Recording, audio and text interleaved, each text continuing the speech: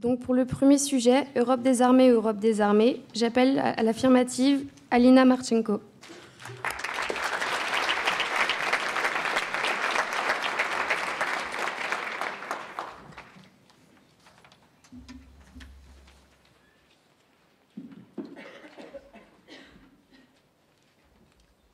Honorables membres du jury, chers invités et chers participants, aujourd'hui, j'ai l'honneur et le plaisir d'ouvrir le final du concours de l'éloquence et de défendre ma propre position devant vous.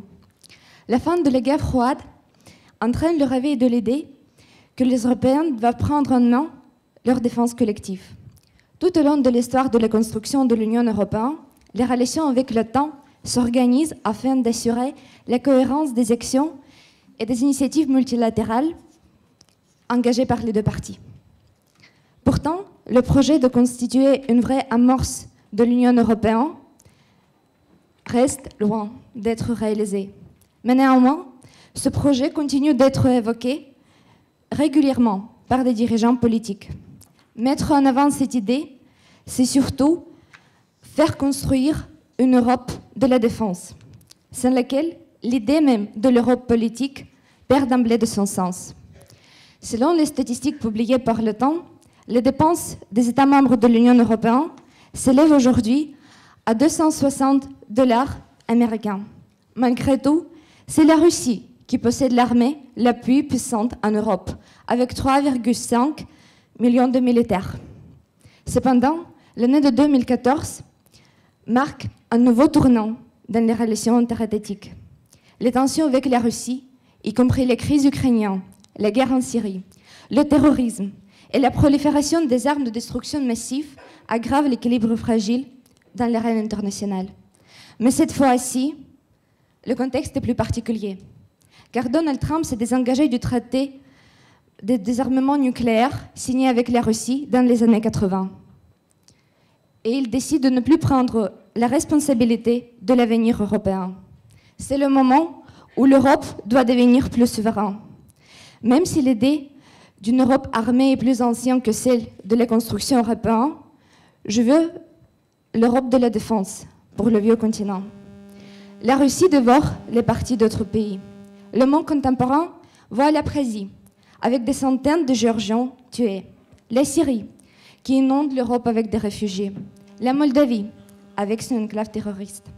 Et la Russie utilise également l'Ukraine, notamment la Crimée et le Donbass, en vue de déstabiliser l'Union européenne, de détourner l'attention de l'Europe d'autres régions, d'afficher sa puissance et de tester le sang-froid des hommes politiques européens.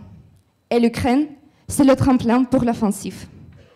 Je reste persuadée que l'Europe ne devra pas rendre hommage au dragon russe. Imaginons que M. Poutine ne s'arrête pas et il décide d'aller plus loin, de violer le droit international de nouveau, d'occuper la partie de la Pologne, de s'installer dans les pays baltes, d'augmenter la présence de ses navires au Gibraltar. Et qu'est-ce que l'Europe va faire? Moi, je suis née au Donbass, une petite région à l'est de l'Ukraine où la guerre perdure maintenant. Et avec 13 000 habitants civils tués, les moscovites ne s'arrêtent pas. Et qu'est-ce que l'Europe civilisationnelle va faire? Où sont les gardes-frontières, les casques bleus de l'Union, l'OSCE, qui ne voit pas systématiquement la présence des forces militaires? Et je me suis demandé où ils étaient. Où ils étaient quand j'ai perdu certains de mes proches. Où ils étaient quand j'avais 17 ans et j'ai vu les hostilités de la guerre. Le sang et les cadavres, les batailles et les bombardements, la perte et la douleur qui ne disparaît jamais. Même si vous restiez toujours réservé et sceptique pour l'idée de l'Europe des armes, je vous comprends et je vous pardonne. Mais moi, j'ai besoin de l'Europe forte, l'Europe indépendante, stable et sécurisée, l'Europe où je n'aurai pas peur, plus jamais. Je vous remercie pour votre attention.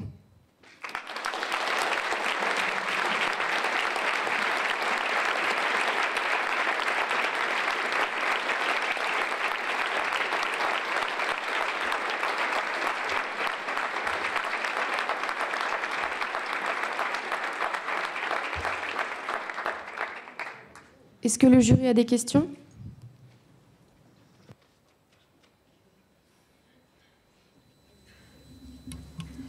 Je suis toujours épatée de voir qu'il y a des étudiants étrangers qui viennent faire un concours d'éloquence en français.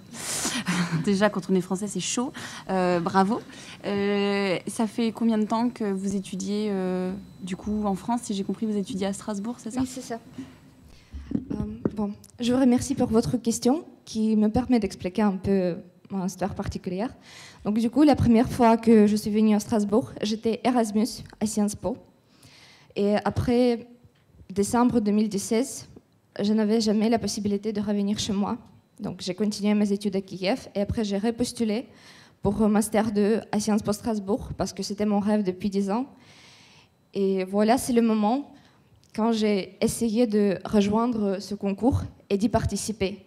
En fait, la première fois, ma candidature a été refusée.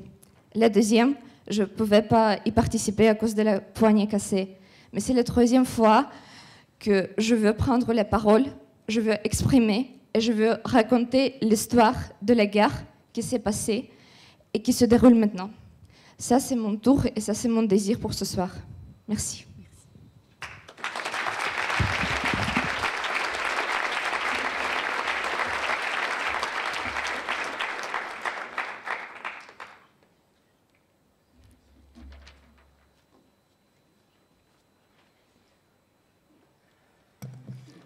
Pour le même sujet, à la négative, Johanna Bunila.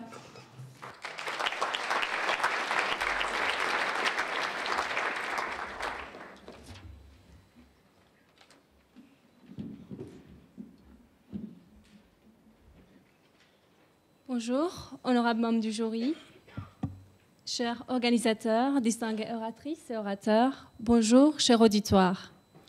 Aujourd'hui, l'Europe est désarmée. Cette affirmation peut faire peur à certains d'entre vous, dans le même temps qu'elle peut en réjouir d'autres. Nous sommes ici, dans ces grands amphithéâtres, tous désarmés. Désarmés de nos préjugés, de nos craintes, de notre méfiance dans l'Europe. Et pourtant, nous ne sommes pas sans protection. Nous tous, ici présents, nous sommes une armée unie par nos valeurs européennes communes et enrichie par nos différences. Armer l'Europe militairement, nous l'avons déjà essayé, mais cela n'a pas marché. La première tentative, en 1952, l'Allemagne, la France, l'Italie et les États du Benelux signent les traités établissant la Communauté européenne de défense. Mais le rejet du traité par le Parlement français en 1954 entraîne son abandon définitif. La création d'une armée européenne, une utopie militaire, cette création se heurterait à de nombreux obstacles politiques, juridiques, humains et matériels. Tous ces facteurs ne laissent pas entrevoir la possibilité d'une telle protection armée pour l'Europe. Pourtant, notre Europe désarmée n'est pas sans protection. Nous n'avons pas une armée militaire qui nous protège. Pourtant, l'Europe se défend autrement. Notre esprit européen est notre armée. Cet esprit s'est concrétisé dans la création de la politique de sécurité, de défense et de défense commune en 2000. Cette politique a été renforcée en 2016 par la stratégie globale pour la politique étrangère et de sécurité de l'Union européenne. Cette stratégie vise à améliorer l'efficacité de la défense et de la sécurité de l'Union européenne et de ses États membres, la protection des civils, la coopération entre les différentes forces armées des États membres, la gestion migratoire et la gestion des crises. Cette stratégie se concentre sur la paix préventive, la prévention des guerres et non pas la contribution à la guerre. La sécurité et la stabilisation, la résolution des conflits, rétablir les contrats entre les États et ses citoyens, entre l'Union européenne et les Européens. Elle assure l'économie politique de la paix. Elle permet l'accès dans les zones de conflit à l'aide humanitaire et aide à rétablir l'économie locale pour assurer la paix et la sécurité. La défense de l'Europe, notre défense, c'est la coopération entre les États membres, la coopération entre les États membres et entre les citoyens européens. Pour réaliser cette coopération, nous avons plusieurs organisations de défense au niveau européen. Par exemple, l'Agence européenne de défense, qui soutient des projets coopératifs en matière de défense européenne et représente un espace de discussion pour les ministères de la Défense européens. Un autre exemple, c'est les collèges européens de la sécurité et de la défense, qui aident à promouvoir une culture commune de la politique de sécurité et de défense et favorisent les échanges sur les politiques européennes. Cher auditoire, nous le voyons bien, notre Europe est désarmée militairement. Mais cela n'est pas un désavantage. L'Europe désarmée est un indicateur de l'orientation de la société européenne vers la paix, vers le respect des droits de l'homme, vers la collaboration interhumaine pour une sécurité commune. Pourtant, ne nous inquiétons pas, car l'Europe désarmée n'est pas désarmée. Ses armes sont la pensée critique, les débats, la collaboration entre les Européens. La force de l'Europe ne réside pas dans son armement, mais dans ses valeurs, démocratie, droits de l'homme, paix et tolérance dans la diversité. L'Europe désarmée se défend non pas par la destruction, mais par la construction. Je vous remercie.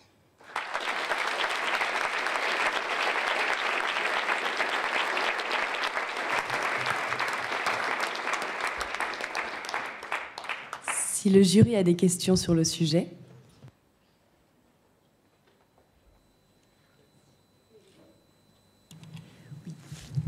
Si vous avez tiré au sort le sujet, hein, si j'ai bien compris, est-ce que vous auriez préféré le traiter à l'affirmative?